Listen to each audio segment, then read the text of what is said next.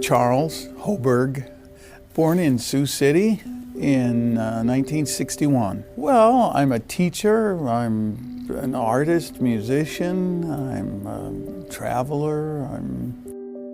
I was teaching and I saw that I was approaching the time that I could access my retirement. You know, where I was then, retirement sounded pretty good. But just the connection to the students. School is something that forces your brain to work. It's just, every day is an opportunity. So that was it. It was part money, but I didn't really, that's in the back of my mind.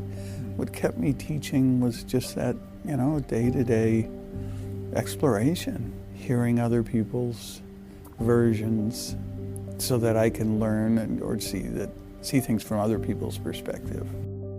I was seeing also the impact of smartphones and cell phones was really beginning to isolate students. Well, because their norm is to isolate from people and do everything on the phone. You know, they're not called iPhones for nothing. Well, we didn't really teach online in Sioux City.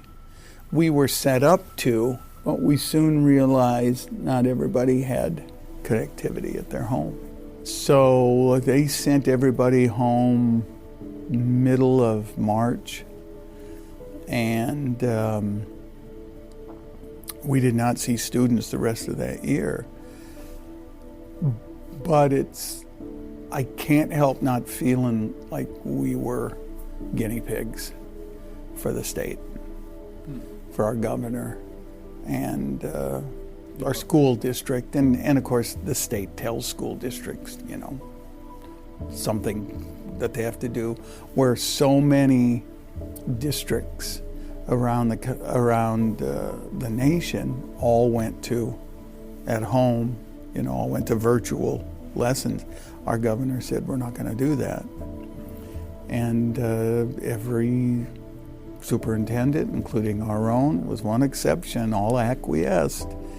And the word was to put us in harm's way, to put us out in the schools with masks. But as the year went on, we had very few students get sick. There were no mass outbreaks because everybody's wearing a mask. They had protocols that you would only go certain one way or through the halls. Even if I have to go 20 feet to my left in the hallways to the right, I got to go 600 feet all around the building to go 20 feet to my left so that you don't face people one-on-one.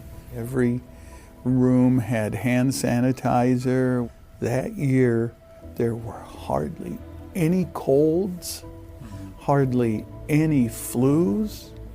I told my principal, somebody needs to do a study about the effectiveness of what we're doing here because nobody's getting sick.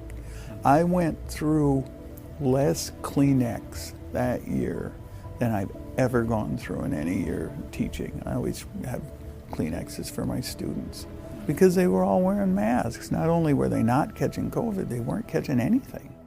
It brought me closer to my wife, and I really liked that. I really like that. You know, also the band kind of shutting down did that too, instead of being out every Saturday night playing in some bar somewhere, that I was at home, you know, having a snack and sitting on the love seat together with my wife, our dog, and now our cat. And that closeness helped put our relationship in perspective. It put what was important to me at this stage of my life in perspective. And it's her. It's our life together. There were a lot of nights where I just said to myself, this is what I've been waiting my whole life for. This peace, this calm, this satisfaction. There is connection out there, and I found it. And I found it.